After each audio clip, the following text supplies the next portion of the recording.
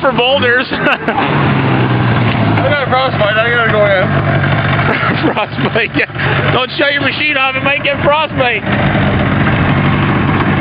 Okay, so right before this video, Brent was recording with his camera, and I was on the rup, and I was coming the same way he is in this video, and I was just flying, and I'm just coming up to the cabin, and then I hit one of those big rocks. There was another one there hidden under the snow, and it just about stopped me dead.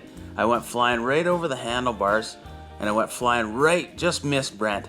And afterwards we looked at the video, and you could see my face went from all smiles to just real serious in a split second as I kind of flew by him.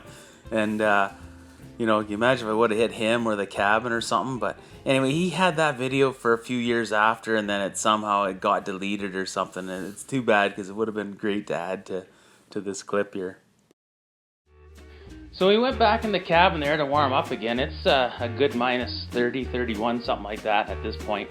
So we go in and we finish cooking up our breakfast there, and I brought the rup right inside because I had to adjust the skis, and also I knew from the last time I had it out in the deep snow, the powder snow kept getting on my clutches and slowing me down and bogging out and stuff. So I ended up putting some duct tape around the hood just to seal that snow from getting in. So we rigged up for cold weather riding, and we were just about ready to head out. And Dave, Snowjet Dave, he was telling us that his sled had a problem, and we're like, well, what's wrong with it then? He said, well, the throttle keeps sticking wide open. What?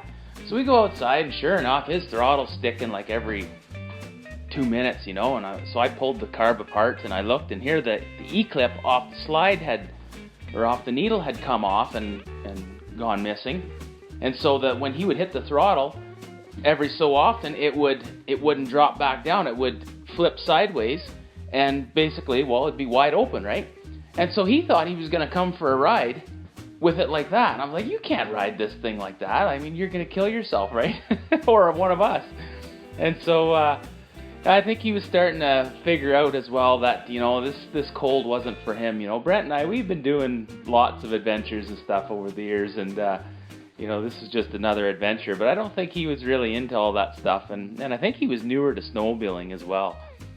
So you know, we wanted him to stay and stuff, but I think he just decided, you know, well, if he can't ride. And I don't know why we didn't think or to put a piece of wire or something around the needle to make it work, but I can't remember if we did or not. But anyways, he decided he wanted to go home, and in the end there, he kind of couldn't get out of there fast enough, and he forgot a whole bunch of stuff behind. It was funny. Yeah, old Snowjet Dave, he headed for home, and we saddled up and we were heading out for a ride. We ended up leaving the dogs in the cabin, and it's probably not something that I would have done years later in life there with Chevelle. I just Aries would have been okay, but if something ever happened and somebody showed up at the cabin and let those dogs out and forgot to put them back in, like Chevelle would have froze. So that was kind of a one-time deal, leaving her in the cabin like that. I never did that again. But we only went out. We weren't going far. We were only going, you know, 10 minutes, 15 minutes from the cabin. We stayed pretty close in case, you know, we had a breakdown. But okay, let's get back to the show here.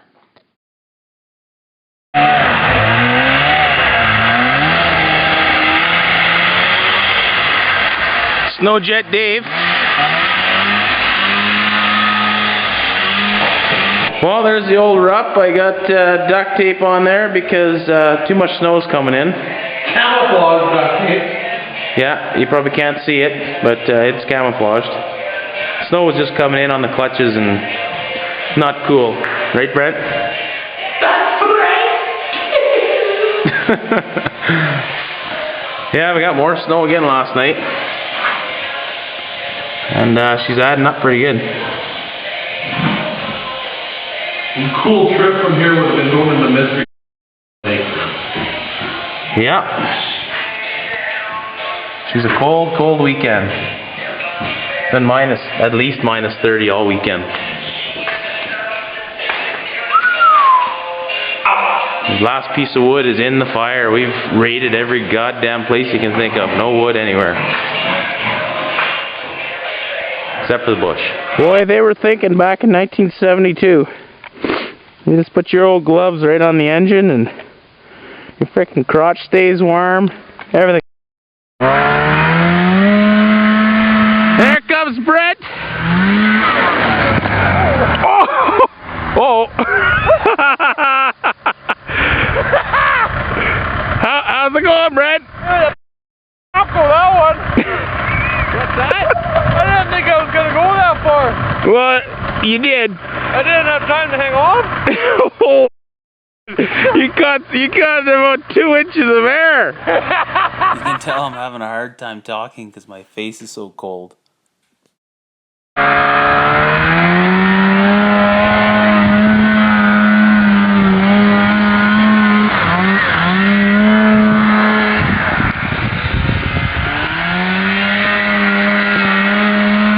Brent Westland, 1980 Arctic Cat, 503 Rotax.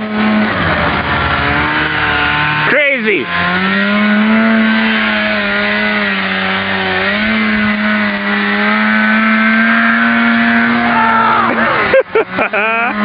Oh.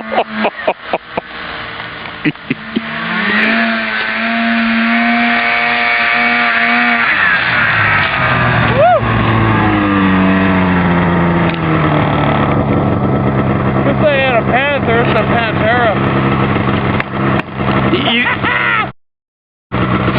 You're going so fast, you have goggles because your eyes are watering. Well, that'll teach you for frickin' overwhelmatizing the speed limit. First, second pull, you just said. Cut! Why? Okay, I'm gonna get some big air. Okay, go get it, fuck.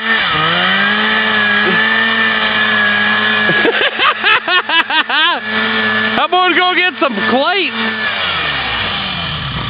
I'm stuck. I'll be able to zoom in and push you out. Whoa, pushed about too far there. 4-wheel drive.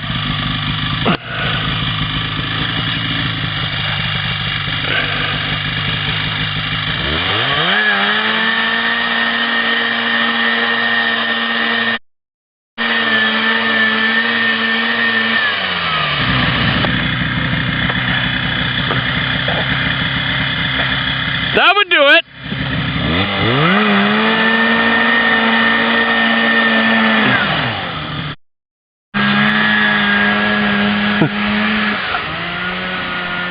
Okay, we're back here now.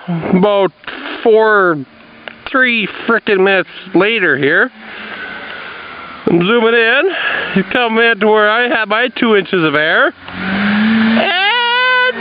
whoa, yeah! Look at that performance of the Rupp machine go. Oh. All I hear is a bunch of bushes crash. Oh, he comes back out.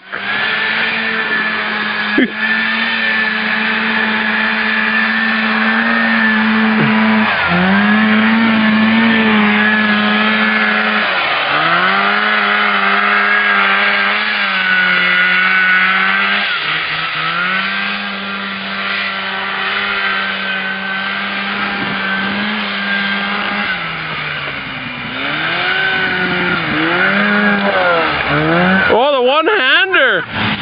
That's my trick of the day. What do you got to say about that?